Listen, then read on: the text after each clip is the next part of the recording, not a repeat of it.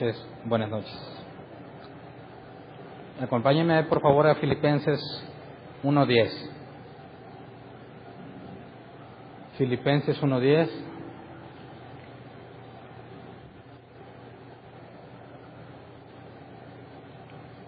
Nueva versión internacional, por favor.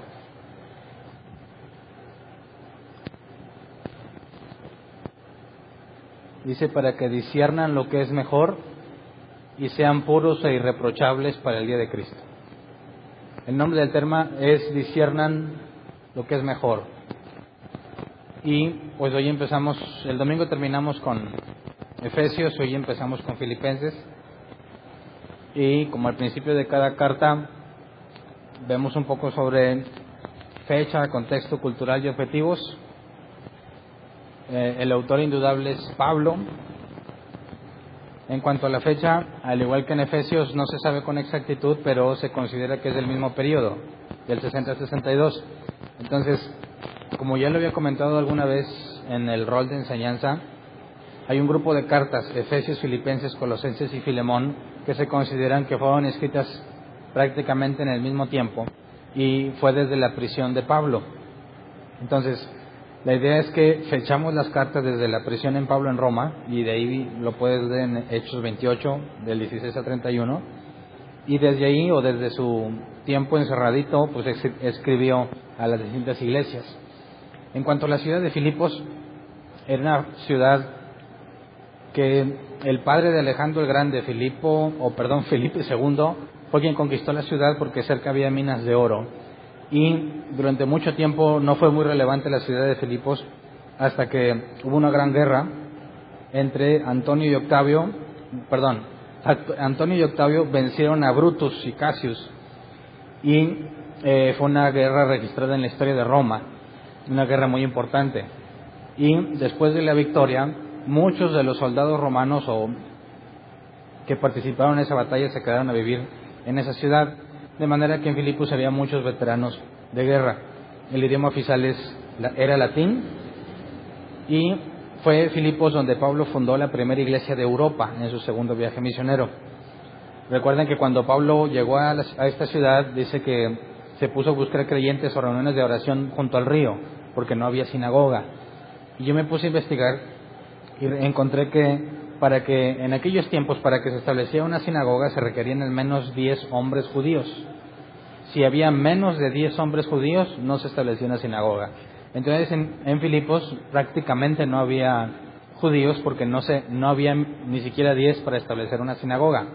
Por eso cuando leímos Hechos, vimos que Pablo no fue a la sinagoga porque no había, y buscó a creyentes que se reunieran, o sea, mujeres o los 9 que de perdido estuvieran por ahí, considerando la cantidad de 9 judíos que se reunían a orar. Y es donde encuentra a Lidia, que estaba vendiendo telas de púrpura, y Dios le abre el entendimiento y Lidia responde al mensaje.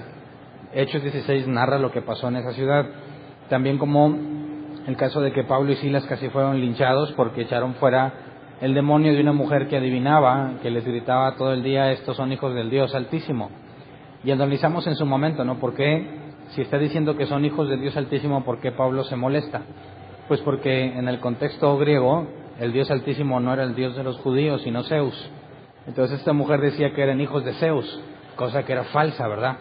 Entonces fue en Filipos donde pasó este asunto. Y un punto curioso de esta carta es que no hay citas del Antiguo Testamento en toda la carta. El objetivo de la carta se divide en 5 partes: expresar la gratitud hacia los filipenses, vamos a ver una parte de eso hoy; explicar el retorno de Epafrodito, informar su situación en Roma, exhortarlos a la unidad y advertirles sobre los falsos maestros. Entonces, teniendo ese contexto, más o menos no hay mucha relevancia que afecte el contexto de la carta, como en el caso de Efesios de Efesios, o de ¿cómo se llama esta? Donde las mujeres tenían que traer velo, Corintios. El contexto cultural de Corintios afectaba directamente a poder interpretar lo que está escrito en la carta, y en esta carta de los filipenses no hay mucho problema en cuanto a lo que hay que interpretar. Pero Pablo hace referencia, como en ninguna otra de las cartas, un especial interés por los filipenses. Si es la primera iglesia que fundó en Europa, vemos que Pablo dice que es la iglesia que le ha estado ayudando desde el principio. Vamos a Filipenses 1, 3 al 5. Consideremos el contexto para después llegar al pasaje inicial, ¿verdad? Filipenses 1, 3 al 5 dice: doy gracias a mi Dios cada vez que me acuerdo de ustedes. En todas mis oraciones por todos ustedes siempre oro con alegría, porque han participado en el Evangelio desde el primer día hasta ahora. Cuando dice que han participado en el Evangelio desde el primer día hasta ahora, pues el primer día es cuando se fundó la iglesia, ¿verdad? Y esto de que han participado, la palabra griega para participado es koinonia o koinonia, que se traduce como compañerismo, comunidad o ayuda contributiva. Entonces la koinonia puede ser relacionarse los hermanos en la iglesia, pero también tiene que ver con compartir económicamente. Entonces, ¿será posible que Pablo haga referencia a que han tenido comunión con él desde el primer día? ¿O está haciendo referencia a la contribución que han hecho desde el primer día? Vamos a Romanos 15:26, porque esta palabra está aplicada ahí. Romanos 15:26 dice: ya que Macedonia y Acaya tuvieron a bien hacer una colecta para los hermanos pobres de Jerusalén. Y aquí la palabra colecta es koinonia. Entonces, todo parece indicar, y más adelante lo vamos a ver en el resto de la carta, que sí, Pablo hace énfasis a que desde el principio le ayudaron económicamente. Y de hecho, por ahí al final de la carta agradece que le llevaron una ayuda que lo sacó de un periodo de escasez en el que se encontraba y que ahora tenía hasta de sobra. Y ahí viene el todo lo puedo en Cristo que me fortalece, ¿verdad? Que ya lo analizaremos en su contexto más adelante. Pero el asunto es que Pablo les reconoce a los filipenses y se acuerda de ellos con alegría, porque desde el principio, desde que se fundó la iglesia y Pablo tuvo que continuar su viaje, ellos han estado aportando para que Pablo pueda costear todos sus viáticos, ¿verdad?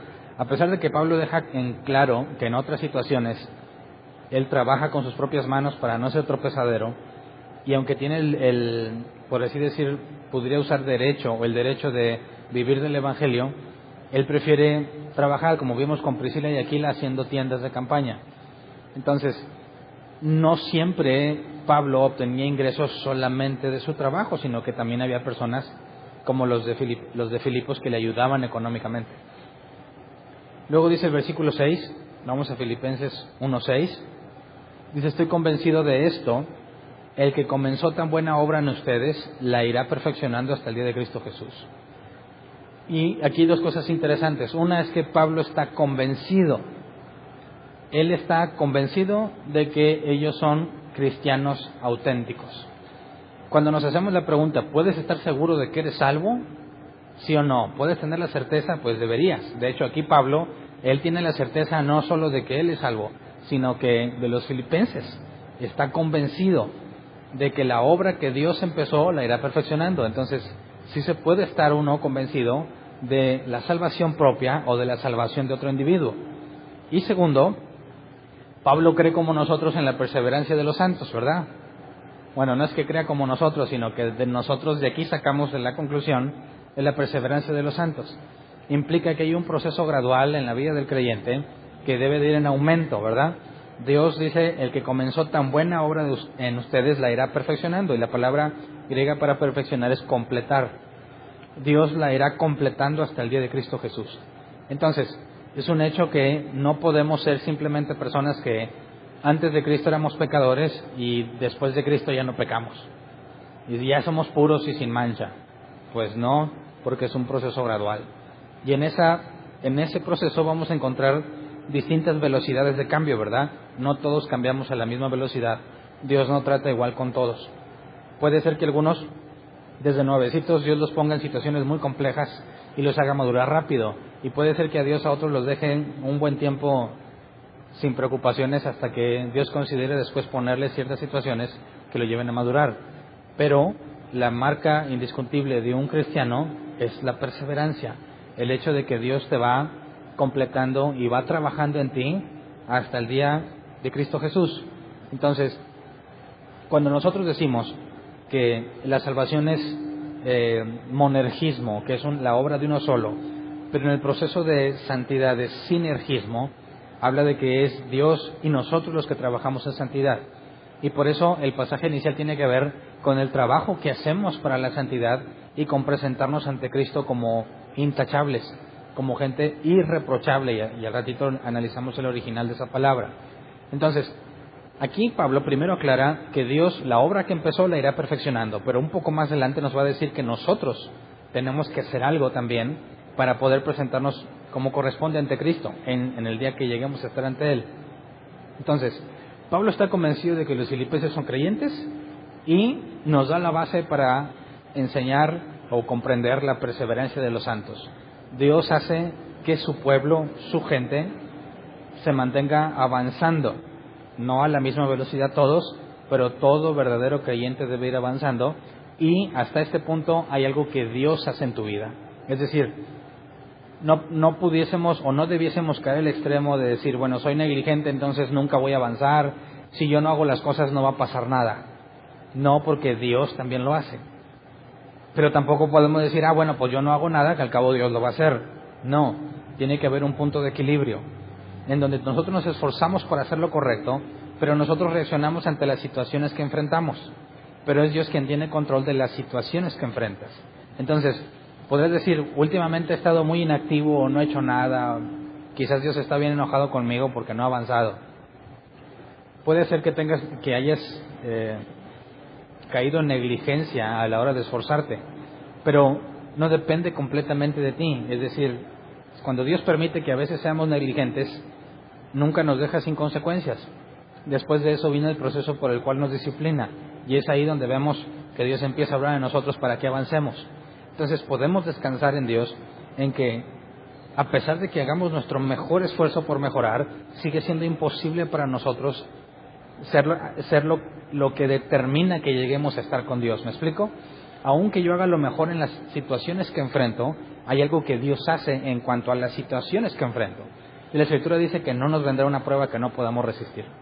Entonces, nosotros hacemos lo mejor al reaccionar ante la vida, pero Dios es quien tiene organizada nuestra vida para que perseveremos. Entonces, estas son excelentes noticias. Quien piense que sostiene su salvación, nunca podrá estar seguro de que es salvo, porque todos los días peca, ¿verdad?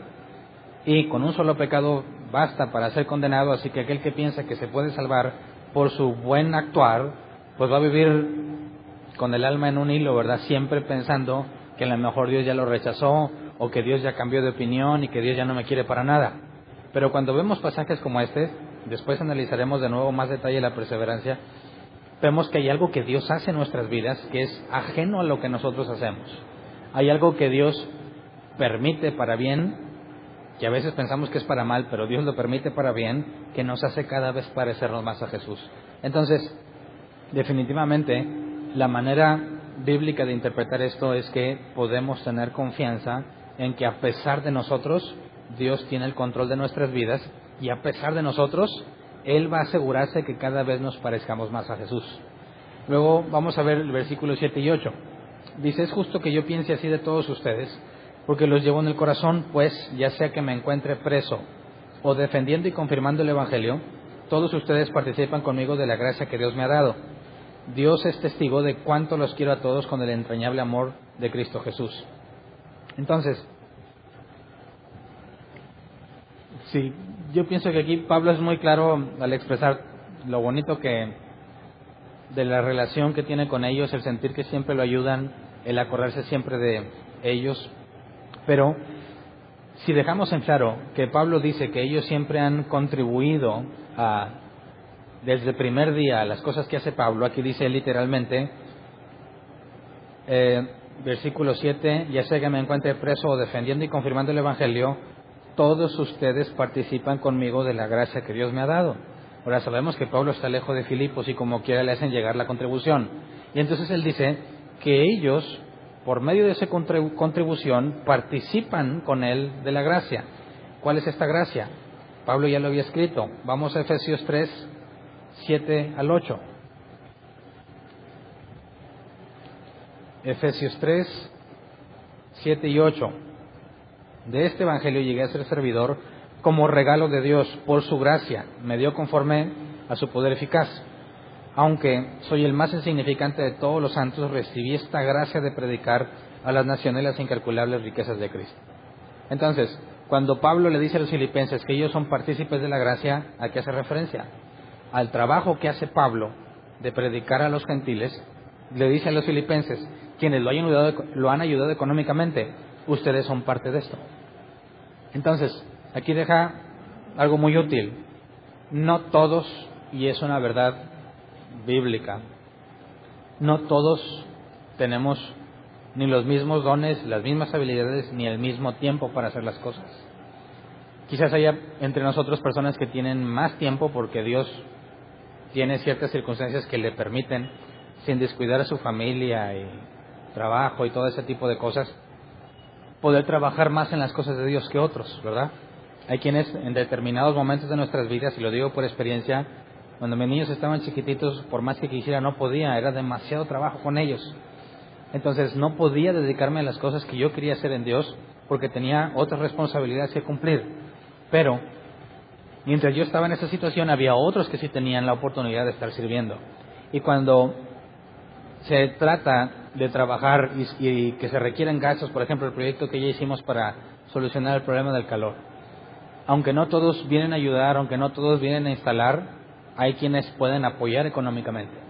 Entonces, los que tengan la oportunidad de apoyar económicamente, Pablo deja en claro, aunque no estés literalmente ahí poniendo, ayudando, predicando o enseñando, tú estás siendo parte de lo que se hace, porque gracias a tu patrocinio se pudo llevar a cabo.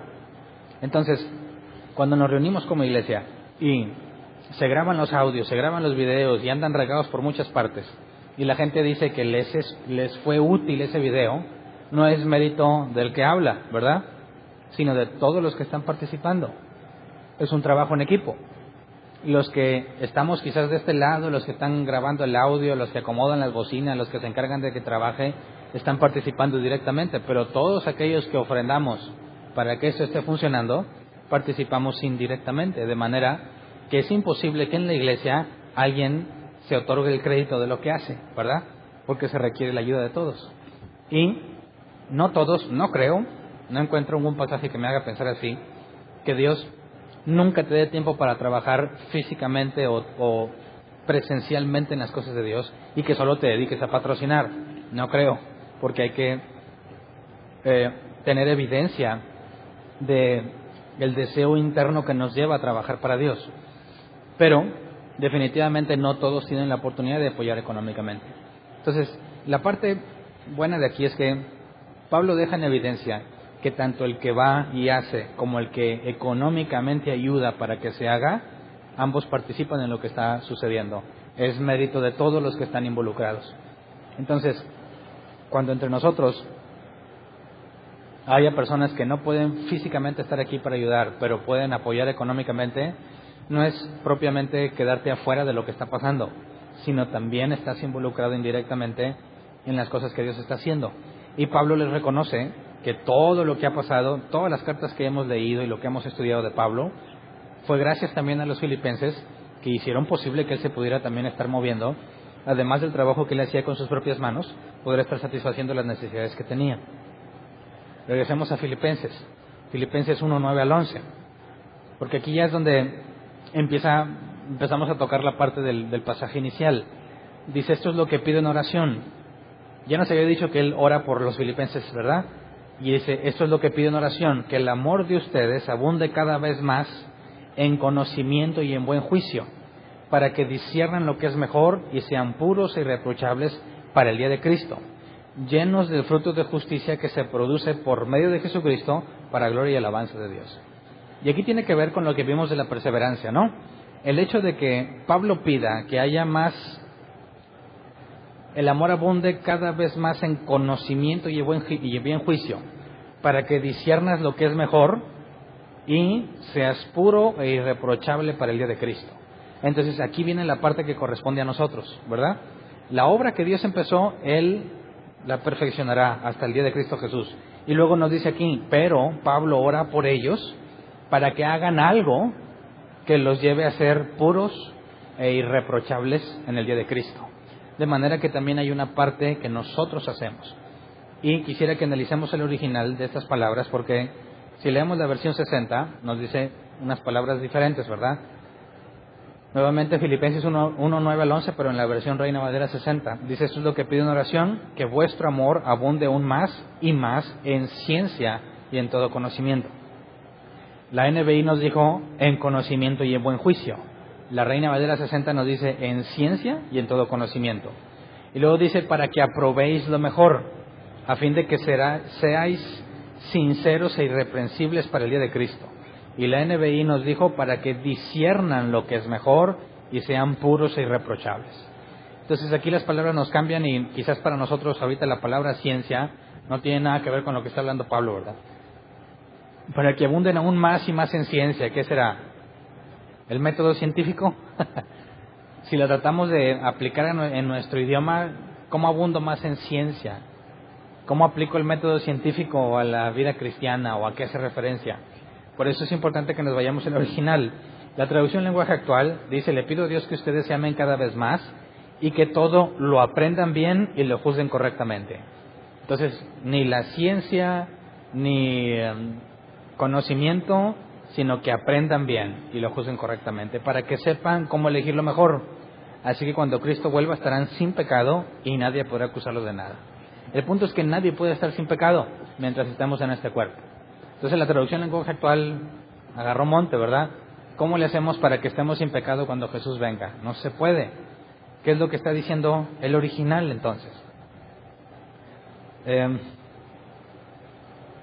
Cuando dice, la NBI dice conocimiento y buen juicio, ¿verdad? La palabra conocimiento es epignosis, que según el diccionario Help se traduce como conocimiento obtenido por experiencia en una relación. Conocimiento obtenido por experiencia en una relación.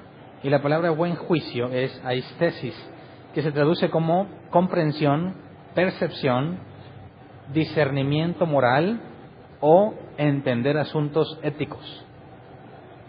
Y aquí el discernimiento moral o entender asuntos éticos le da matiz, ¿verdad? Comprensión, no nada más es comprender, sino lo que tiene que ver con asuntos éticos, lo que es correcto hacer o incorrecto hacer. Entonces, cuando Pablo ora por ellos, dice que tengan amor para que obtengan más experiencia en una relación. ¿Cuál relación? Obviamente, la relación con Dios. Para que tengas más experiencia en la relación con Dios y puedas entender asuntos éticos. ¿De qué me sirve una mayor relación con Dios y poder entender asuntos éticos? Dice, para que disciernan lo que es mejor. Y aquí la palabra disciernan es el griego dokimazo, que se traduce como poner a prueba, por lo tanto, aprobar algo. Dokimazo viene del griego dokimos, que se traduce como aprobado debido a que pasa las pruebas necesarias. Entonces, cuando nosotros adquirimos conocimiento por experiencia en una relación y podemos entender asuntos éticos, vamos a poder poner a prueba o determinar lo que realmente es mejor. Pero para entender la palabra dokimazo, quiero que veamos dos aplicaciones de esta palabra. Primero en 2 Corintios 13:5. ¿Cómo es que la propia Escritura ha aplicado esta palabra? 2 Corintios 13:5. Dice, examínense para ver si están en la fe, pruébense a sí mismos. ¿No se dan cuenta de que Cristo Jesús está en ustedes? A menos que fracasen en la prueba. Y aquí la palabra pruébense es dokimos. Bueno, dokimazo, que viene de dokimos. Entonces aquí en este pasaje Pablo nos dice que nos examinemos. Y aquí la palabra es peirazo, probar algo, hacer juicio de algo, para ver si somos aprobados, si pasamos las pruebas necesarias. En pocas palabras, tú mismo puedes determinar, así como dije que Pablo está convencido de que los filipenses son creyentes, Pablo dice que nosotros nos probemos a nosotros mismos para ver si somos de Jesús. De manera que nosotros podemos poner a prueba lo que nosotros somos para determinar si realmente somos cristianos. Versión Hernán Valdés de este pasaje sería, pónganse a prueba para ver si están en la fe. Vean ustedes mismos si son genuinos al pasar las pruebas necesarias. Entonces, hay situaciones en las que nos enfrentamos y reacciones que sabemos que deberíamos de tener. Si no las tenemos, nos debemos de preocupar, o mejor dicho, ocupar, de hacer corrección en este tipo de cosas. yo tengo que hacer las cosas como convienen, según la Escritura. Y si yo me veo a mí mismo fracasando en hacerlo, entonces yo tengo que ver si paso o no la prueba. Por eso dice, ¿no se dan cuenta de que Cristo Jesús está en ustedes? Bueno, te darías cuenta si pasas la prueba. Si no, por eso dice, a menos que fracasen en la prueba. Y no estoy hablando de una vez, ¿verdad? No es de que no, pues yo dije que iba a hacer algo y no pude una vez y ya no soy creyente.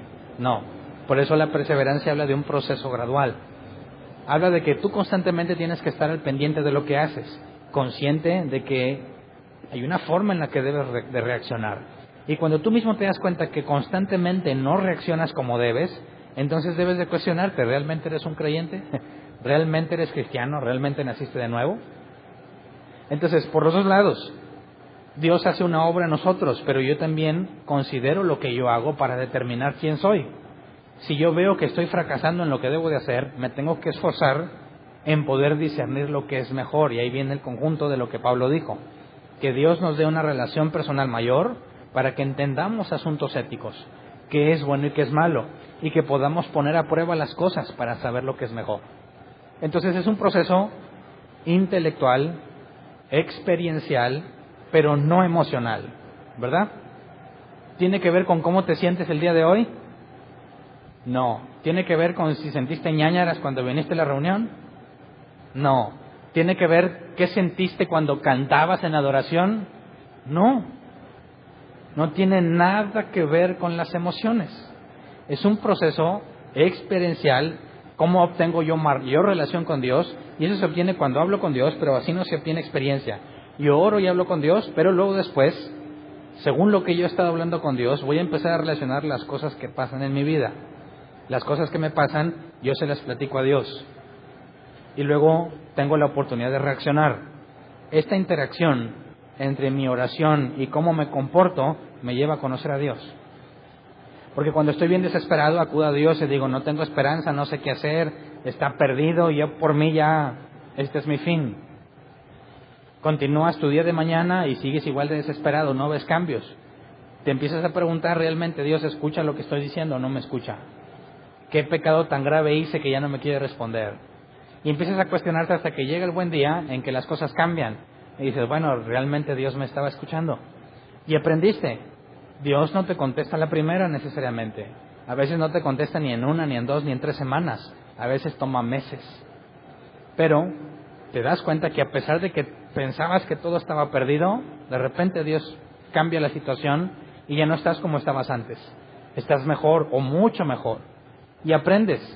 Dices, ¿para qué me estuve desesperando todo ese tiempo? ¿Para qué viví angustiado? ¿Para qué viví todo mortificado? No podía dormir. Si a fin de cuentas, con el tiempo Dios trajo una solución. Y empiezas a conocer a Dios. La próxima vez que sientes un problema vas a decir, pues ya me la sé, ¿verdad? No me va a durar una semana, quizás 2, 3, un mes, 2 meses, pero yo sé por experiencia que Dios no me abandona. Y empiezas a cambiar, empiezas a conocer más a Dios. Ese es el conocimiento experiencial, la experiencia en una relación. Pero luego viene el intelectual, ¿verdad? Saber distinguir lo ético, entender qué es bueno y qué es malo. Y eso me lleva a hacer lo correcto. Así que hay un proceso intelectual, aparte de nuestra vida diaria, que nosotros tenemos que estar considerando siempre. Si algo es bueno, ¿por qué es bueno? Si algo es malo, ¿por qué es malo? ¿Por qué esto me afecta? ¿Por qué esto no? Y constantemente tenemos que estar pensando qué es lo correcto, cómo sabemos escoger lo correcto. Y eso lo podemos entender u obtener en base a la Escritura. La Escritura siempre nos habla sobre lo que Dios quiere, lo que Dios hace, lo que Dios espera, la forma en que Dios trata al que hace lo incorrecto, la forma en la que Dios trata al que hace lo correcto. Entonces, ¿qué pasa cuando un creyente quiere tener emociones en lugar de experiencia y en lugar de dedicarse a trabajar en este proceso intelectual de entender lo ético para poder aprobar lo que es mejor por las pruebas necesarias? Te quedas estancado, no puedes avanzar. Yo no sé si tú alguna vez te sentiste muerto por dentro a pesar de que siempre ibas a la iglesia. Espero que no aquí. Pero yo me acuerdo que antes de conocer a profundidad de las Escrituras, mínimo antes de entender, porque ni entendía, por más que estaba yendo a la iglesia y servía y lo que tú quieras, por dentro estaba muerto, sientes que no avanzas. Y dices, ¿por qué no avanzo? Canto todas las canciones, siempre cierro los ojos, paso siempre al llamado, siempre estoy pactando y ofrendando y diezmando, y cada predicador que viene yo paso y me echan la unción y como quiera sigo muerto por dentro. ¿Por qué? Porque no estás haciendo lo que corresponde. Estás buscando emociones y aquí las emociones no están enlistadas, no son necesarias tampoco para tu crecimiento en Dios. Necesitas nutrir tu mente. Y Pablo dice, yo pido por ustedes que el amor abunde, lo que Dios, la forma en que Dios los ama quede demostrada por experiencia en Él. Eso implica relaciones, situaciones que me llevan a conocerlo, tanto situaciones agradables como muy desagradables. En ambas situaciones conozco a Dios. Así que Pablo dice, fíjate, para que vean cómo voy a orar yo por ustedes, no es bendícelo Señor, abre las ventanas de los cielos para ellos, abre puertas para que todo sea fácil. No, dales experiencia contigo. Y eso conlleva las dos cosas, ¿verdad? Si les vas a poner una arrastrada, arrástralos bien y bonito, que se sientan desesperados y luego en tu misericordia restáuralos para que aprendan que no importa cuán difícil se ve la situación, tú no los abandonas. Y luego también dales un buen tiempo de descanso, ¿verdad? Un tiempo en el que ves cómo ahora Dios está a tu favor y te ayuda y hace cosas que ni te esperabas. Estabas tan acostumbrado a estar malviviendo a veces que de repente Dios te concede cosas que esto es inesperado y inmerecido.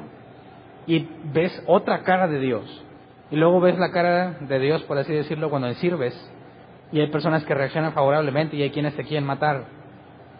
Y empiezas a conocerlo quién es. Así que tu vida no va a ser de triunfo en triunfo y de victoria en victoria como muchos imaginan, sino que la victoria está en conocer cada vez más a Él. Pero si nada más estás pasando, como también me pasó a mí, altas y bajas, pero sin entendimiento, de nada sirve. Estás bien mal, económicamente hablando. A mí me pedían, pues siémbrale, pon la semilla, siembra en buena tierra, ya estás, órale, y no pasa nada. Pasa un año, dos, y luego de repente te cae un dinerito y dices, ya funcionó. Y dices, pues qué bruto, qué bárbaro. Y todo el tiempo que no funcionó. Te fijas como a pesar de que estás experimentando las situaciones que Dios trae a tu vida, sigues sin entender por qué. Pero cuando dices, a ver, y a mí me tocó hacer el experimento, basta, yo no voy a estar sembrando ni dándole mi dinero a nadie, voy a vivir de lo poco que tengo. Y lo dije con coraje, y me vale si Dios no me bendice. Ya no quería seguir gastando el dinero de esa forma. Así que pude experimentar en carne propia que esos periodos de abundancia también llegaban sin estar sembrando y sin estar haciendo lo que me pedían. Así que empecé a entender, entonces, en nada cambia mi vida por estar pactando y sembrando. Hay días buenos y días malos y todo proviene de Dios, como dice la Escritura. Y lo más insensato que podías hacer es tratar de asegurarte puros días buenos, porque tú te limitas en tu conocimiento experiencial de Dios. Te limitas a decir, Dios, a mí nomás muéstrame la parte bonita y lo demás no. Yo lo reprendo en el nombre de Jesús. Qué ignorante. Necesitas ver a Dios de todos lados, en todos los ángulos, conocerlo. Eso te ayuda a ser útil a los demás. Cuando alguien venga, no, es que me está pasando así, ya está, en lugar de decirle, no, tú siémbrale, vas a decir, no, yo ya pasé por ahí y te va a costar un tiempo, pero no te preocupes, no te va a dejar. En lugar de vivir amargado y frustrado como yo viví, dedícate a estudiar más, busca más a Dios. No tienes nada que hacer, no te dan trabajo, pues ponte a estudiar. No estudias porque tenías trabajo, ¿verdad? Ahora que no tienes, ponte a estudiar. Te cambia la perspectiva completamente. Dices, no, pues también tengo que buscar trabajo. Claro, pero no vas a estar mortificado todo el día buscando un trabajo. Haces la parte que te corresponde y te dedicas a usar el tiempo que nunca usaste en entender más de Dios. Y te aseguro que todo el proceso es muy diferente. Tu percepción de lo que está pasando te afecta grandemente a cómo vives día a día. Si Dios te avisara con anticipación, Hernán, como a José el Soñador, vienen 7 años de abundancia, y 7 años de escasez absoluta. ¿Qué haces cuando estás en los primeros 7 años? ¿Te gastas todo? Si Dios ya te avisó que vienen 7 años de escasez, pues te da la oportunidad de que seas sabio y almacenes, ¿verdad? Cuando empiece la escasez vas a decir, ya sabía, y va a durar 7 años. Ahora, ¿qué pasaría si tú no sabes cuánto va a durar? Y esos 7 años de abundancia ni sabes que iban a ser 7. Te acostumbras a que siempre estás recibiendo mucho dinero y lo gastas y lo despilfarras y no te quedas con nada. Y cuando lleguen los años de escasez, vas a decir, bueno, pues nomás este año y voy a estar sembrando y esto para prosperar. Y Dios ya dijo, son 7 años, hagas lo que hagas. Entonces vas a sufrir un infierno esos 7 años cuando se te acaba el dinero. Cuando estés, Señor, ¿cuándo? Espero que ya mañana se acabe. Ya mañana, Señor. Este mes, que se abre esta puerta. Dios ya dijo, 7 años. Y no los vas a poder cambiar. Y vas a vivir de forma muy miserable cuando no sabes el tiempo que Dios ha establecido. Ahora, si tú ya sabes, no necesariamente el tiempo que ha establecido, pero sabes que es un proceso temporal, porque así trabaja Dios en nuestras vidas, te aseguro que la forma de dormir y la forma de vivir es completamente diferente. Entonces Pablo dice que tu amor, Dios, abunde en ellos en una experiencia relacional contigo, que aprendan a ver cómo tú eres, para que eso los ayude a discernir qué es lo bueno y qué es lo malo. Entonces, y solo entonces, puedas presentarte, ¿qué es lo que dice aquí?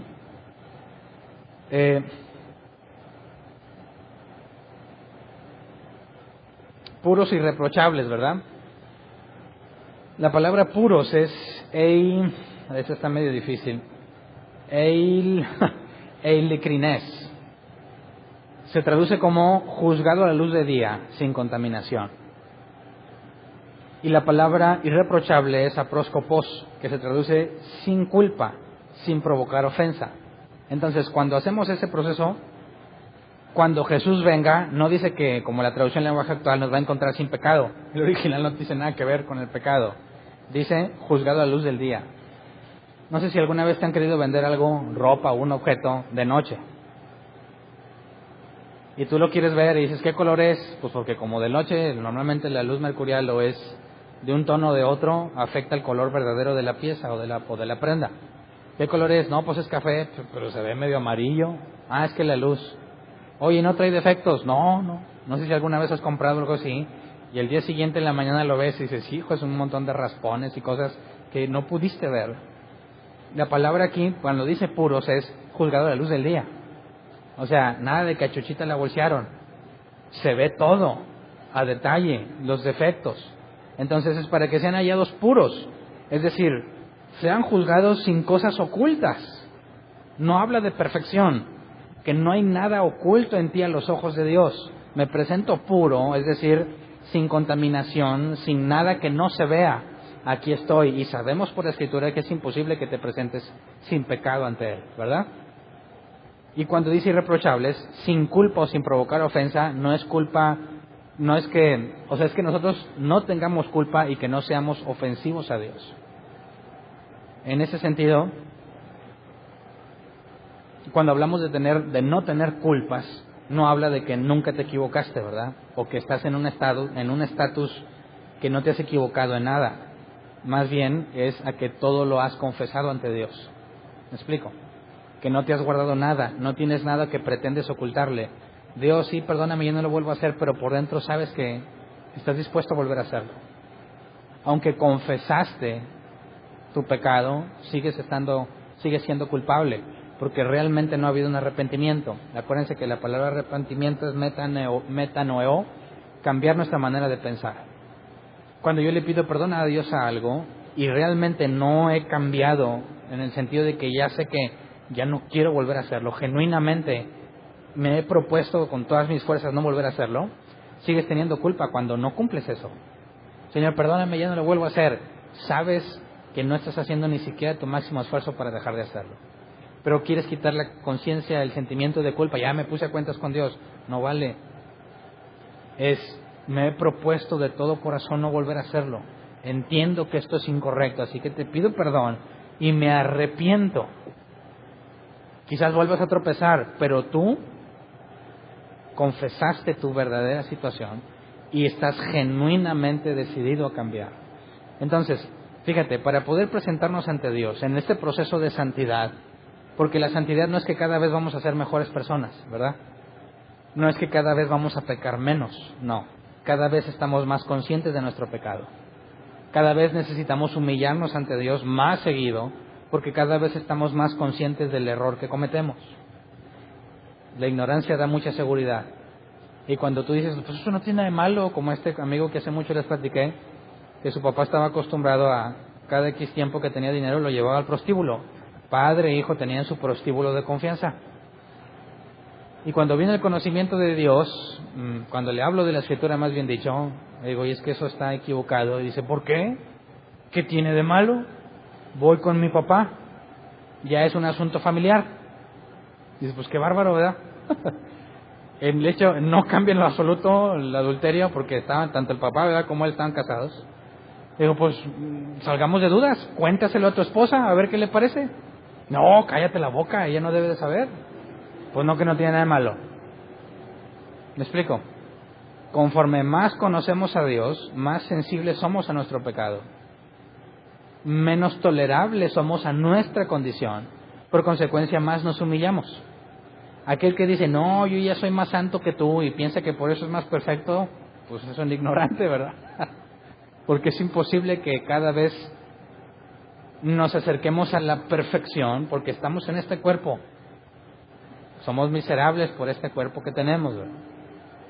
Entonces, si nos enfocamos en tratar de sentir, en hoy se manifestó la presencia, pues porque cayó polvo de algo, alguien se cayó al suelo, te echaron algo, sentiste bonito, te revolcaste, es absurdo a la luz de la Escritura. Eso en nada te hace avanzar a la santidad, eso en nada te hace capaz de escoger lo mejor. Es el que se enfoca en la experiencia que tiene y el razonamiento que Dios le ha dado en escoger lo correcto a los ojos de Dios para poder librarse de muchos problemas. ¿Me explico? Cuando la palabra en hebreo, cuando habla de paz, shalom, no se traduce como ausencia de problemas o algo que, como dicen los cristianos, que Dios te dé esa paz, paz que sobrepasa todo entendimiento, ¿verdad? Y tú piensas que llegas bien cansado, así oran por ti, ya tengo mucha paz. Eso no es lo que la Escritura dice. Definitivamente no es un asunto emocional. La paz no es un asunto emocional. Si nos podemos sentir en paz. Pero de lo que la Escritura habla de ese caminar en el que vamos conociendo y entendiendo cada vez más quién es Dios, qué cosas le agradan y por consecuencia veo lo deficiente que soy y me empiezo a apartar de situaciones que yo sé que no son agradables y mi vida por consecuencia se simplifica en muchas cosas. Y empiezo a experimentar paz en mi vida, pero no una paz que llega así de sopetón emocionalmente y mañana se me quita, sino que por las decisiones que vas tomando y la vida que llevas, cada vez tienes menos problemas por malas decisiones. ¿Me explico? Siempre vas a tener nuevos problemas, ¿verdad? Pero conforme vas avanzando, también en su misericordia, Dios nos va permitiendo usar el conocimiento para ser más sabios. De manera que puedo decir, estoy en paz. Y no hablo de que estaba llorando y ya se me quitó, no, sino que gracias a Dios me ha evitado muchísimos problemas. El conocerlo, el entenderlo, como dice la Escritura, entender los asuntos éticos me ayuda a ahorrarme problemas y experimento lo que la palabra hebrea es shalom. La palabra hebrea shalom habla de algo que tú construyes, no algo que llega sobrenaturalmente, algo que tú construyes. Cuando Pablo pide esto, aunque se van a ver más emproblemados en determinado momento los creyentes, es lo mejor que les puede pasar en su vida. Entonces, si yo te preguntara, ¿en base a qué determinas que también estás con Dios? ¿Qué me contestarías? ¿Andas bien o andas mal? Y muchos se ven adentro y dicen, pues me he sentido bien, me ha ido bien, pues yo creo que ando bien. No creo que Dios esté enojado conmigo porque me va bien. Y hay quienes ven hacia adentro y dicen, no, pues tengo muchos problemas, muchas broncas en todos lados. Seguramente ando en pecado, Dios está enojado conmigo. Dices, no tiene nada que ver cómo te sientes, ni siquiera cómo te va. porque tanto los días buenos como los días malos vienen de Dios. Y lo bueno y lo malo está diseñado para beneficiar a aquellos que conforme a su propósito fueron llamados. Todo obra para bien para aquellos que conforme a su propósito fueron llamados. Entonces, las circunstancias y mi situación no determinan que también estoy con Dios. Yo no sé si te pasaba, a mí me pasaba que yo tenía mis canciones las matonas de las de adoración, ¿verdad? Yo quería orar y conectarme con Dios, ponía esas y no fallaba, se sentía chido. ¿Alguien tenía también eso? ¿No? Nomás yo. Gracias. No era el único loco. ¿Te pasó que después de escucharlas un año, las mismas, te aburriste de esas canciones? Y dijiste, le pongo play y ya Dios no me habla. ¿Por qué? Y luego sacaba una nueva de algún grupo y ahora sí Dios me habló. Y ya, quitas las demás y pones esta nueva matona hasta que te fastidia, ¿verdad? Y ya bien fastidiado, pues Dios ya no te habla. Pues bueno, qué ignorantes, ¿verdad? Tus emociones no tienen nada que ver con tu relación con Dios. Un día te levantas triste, otro enojado, otro feliz. Dios sigue siendo el mismo, ¿verdad? Y ha decidido que no te va a abandonar y que estará contigo todos los días de tu vida hasta el fin del mundo. Así que tus emociones no tienen absolutamente nada que ver en tu relación con Dios. Por eso, cuando nos dedicamos a ejercitar el cacahuatito que Dios nos dio, ¿verdad? Cada vez más tratar de entender cómo es Dios, cómo hace las cosas. Me han dicho, Hernán, es que nunca vas a entender a Dios. Estoy de acuerdo. Jamás ningún ser humano va a poder entender completamente quién es Dios.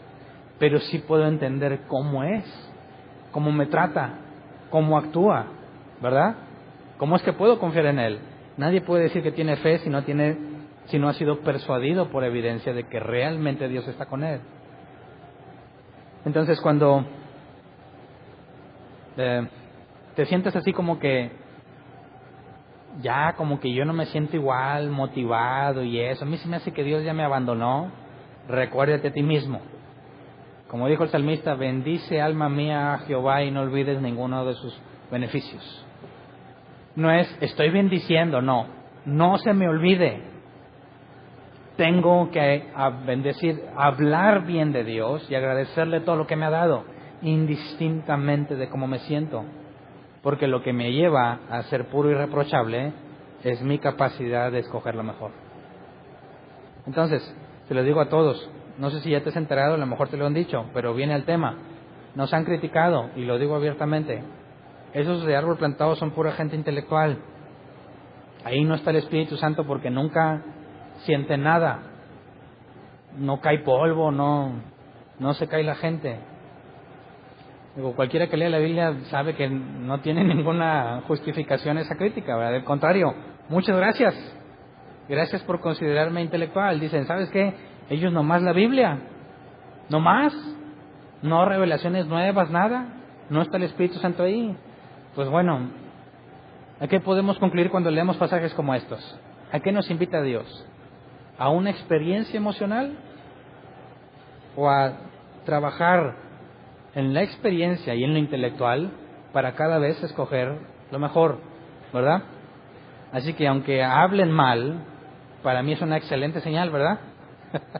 Significa que vamos bien. Según la Escritura, no tenemos que dejarnos guiar por las emociones, porque no somos confiables en ese tema, ¿verdad? Entonces,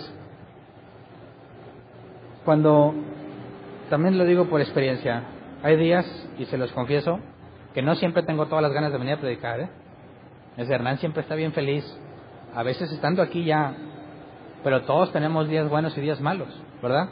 Días en que no dormiste bien, días en que te va mal, y dices, bueno, pues a lo mejor Dios no me va a decir nada porque pues ha estado muy mal la situación. Eso no tiene nada que ver, por experiencia te lo digo. Hay días en los que me he sentido fatal y es cuando, en determinadas circunstancias, es cuando Dios me concede su gracia y me permite o me concede entender cosas que no había entendido antes. Y tuve que concluir que a veces cuando digo las cosas están bien mal, seguramente Dios me va a mostrar algo que no entiendo. Ya por experiencia lo sé. Y a veces cuando me va muy bien, también no pienso nada más, pues ha de estar bien, mi relación con Dios está bien chida. Nada que ver, porque también he cometido errores muy graves cuando todo está bien. me aprendo a conocerme a mí mismo y aprendo a no confiar en mí mismo al momento de terminar mi relación con Dios. La confianza consiste en, como dijo Pablo, el que empezó la buena obra, la terminará hasta el día de Cristo. Pero yo, según Pablo, tengo que conocerlo experiencialmente en una relación con Él y poner a trabajar mi mente en discernir lo ético para escoger lo mejor. Y si Él hace su parte y yo avanzo en lo mío, me vale que eso como me sienta. Yo sigo trabajando en lo que me ha encomendado. ¿Me explico? Entonces, nunca dejes de razonar ni de meditar lo que te pasa en el día. Hay quienes oran en la mañana y quienes oran en la noche, ¿verdad? Yo, en mi experiencia, no me funciona en la noche porque me quedo dormido. En mi experiencia es mejor en la mañana. Y mi día cambia completamente. También me pasa que a veces no quiero o no tengo oportunidad y hay días en los que no oro. Y el primer día quizás dices, pues no pasó nada, me repongo. Pero a veces por distintas situaciones, 2, 3 días, y empiezas a notar un cambio, no vives igual tu día. No porque hay una protección mágica, no. Esa nunca se quita de parte de Dios. El ángel de Jehová acampa alrededor de los que le temen y los defiende. Y no hay ninguna condición en si yo oré o no oré el día de hoy. Pero en mi manera de enfrentar las cosas hay una diferencia muy clara. Cuando hablo con Dios en la mañana y le cuento todo lo que pasó el día anterior y encomiendo todo lo que va a pasar hoy, el día lo enfrentas de una manera completamente distinta. Vengan cosas buenas o cosas malas, estás más preparado mentalmente para mantenerte ecuánime y no dejarte arrastrar ni por la felicidad ni por la depresión, sino encontrar un equilibrio en Dios. Así que cuando vas conociéndolo y vas conociéndote, te das cuenta que no puedes vivir sin hablar con Él, sin estar con Él, sin pensar en Él y en las cosas que deja que te pasen. Entonces yo voy a estar orando así como Pablo por ustedes. Y cuando les empiece a ir bien mal, dígale gracias a Dios por Hernán, que le está pidiendo a Dios que lo conozcan con todos sus ángulos. Digo, a mí ya me pasó y lo mismo te deseo a ti. Es muy difícil en el momento, pero te aseguro que vale la pena. Entonces, yo no sé cómo venías hoy, deprimido, agüitado, cansado. Eso para nada afecta lo que Dios está haciendo contigo. Ya es cuestión nuestra. Pero pon tu confianza en la perseverancia de los santos. Es Dios el que va a terminar la obra. Si hoy me siento cansado, frustrado, deprimido, Dios no cambia. Si hoy fui infiel a Dios, la Escritura dice, Dios permanece fiel, Dios no cambia. La única esperanza es si hoy fue un día malo, mañana vendrá un día nuevo. Sus misericordias son nuevas cada mañana. Y si hoy fue un día bueno, no digas, mañana también. No, porque también tienes que tener conciencia de los días malos, que ambos provienen de Dios. Hay un proverbio que no lo apunté que dice que el sabio piensa en el día de su muerte. No en términos fatalistas de, ya me voy a morir, yo no valgo nada. No. Sino que siempre estás consciente que quizás hoy es tu último día. Y si no haces lo que debes hacer hoy, quizás no tengas un mañana. Si constantemente tienes presente el día de tu muerte, que no sabes qué día es, pero sabes que vas hacia la muerte, nuestros pensamientos, nuestras acciones quizás sean muy distintas. Nos tomaríamos un tiempo para pensar y decidir si vale la pena hacer eso el día de hoy, si vale la pena desperdiciarlo o si vale la pena ser negligente y pensar que todo va a ir bien. Eso nos motiva a cada vez saber distinguir entre lo bueno y lo malo y tomar mejores decisiones, como ven. Así que vamos a ponernos de pie. Disciernan lo que es mejor, es lo que dice el pasaje inicial. Y eso es en lo que nos debemos enfocar. Hay días buenos y hay días malos. Ambos vienen de Dios. Seamos sabios y pidamos sabiduría. Entonces, sé que aquí va a haber gente de todos, ¿verdad? Que andan bien, que andan mal y más o menos. Los que andan bien, te digo, no siempre te va a ir bien. Los que andan mal, no siempre te va a ir mal. Y los que andan más o menos, sé sabio y prepárate para aprovechar los días buenos, hacer gastos necesarios, ¿verdad? No todo te lo gastes en los tacos. Para que cuando lleguen los días malos, no sean tan malos, ¿verdad? Así que oremos, Señor. Enséñanos a discernir lo que es mejor. No queremos ser creyentes emocionales que dependen de sus emociones para determinar si estás con nosotros o no. No queremos que el día que estemos tristes concluyamos que no estás con nosotros, ni el día que estemos alegres pensemos que tú estás con nosotros. Enséñanos a conocernos a nosotros mismos, nuestra condición, para que dejemos de confiar en nuestras emociones y que empecemos a hacer conforme dice tu palabra. Que nos des la capacidad de entender lo que es correcto, para que aprobemos, para que pongamos a prueba y escojamos lo que es mejor. Cuando nosotros nos probemos a nosotros mismos, también danos sabiduría e imparcialidad, para que a la luz de las Escrituras podamos determinar si estamos haciéndolo bien o mal. Pero si no nos concedes discernir entre lo que es bueno y lo que es malo, no vamos a dejar de caer constantemente y de ser llevados por cualquier viento de doctrina, porque ni siquiera podemos saber si vamos por buen camino.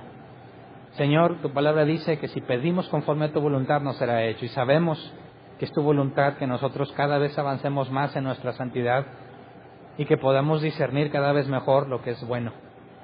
Así que sabemos que lo tenemos hecho en tu misericordia, que cada vez te vamos a conocer más. Ten misericordia de nosotros y déjanos ver cada uno de los ángulos que puedas mostrarle al ser humano.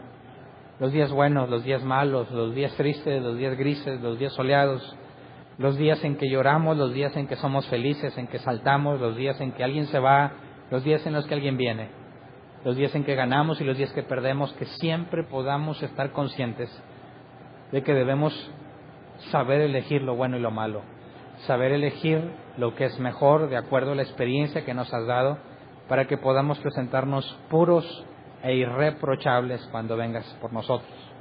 Así que, Señor, la oración que Pablo hacía por los filipenses, concédela también a nosotros, que así como los filipenses podían experimentar el ser partícipes en la obra de Pablo, que tú le encomendaste a Pablo cuando lo ayudaban económicamente, que también nosotros podamos experimentarlo.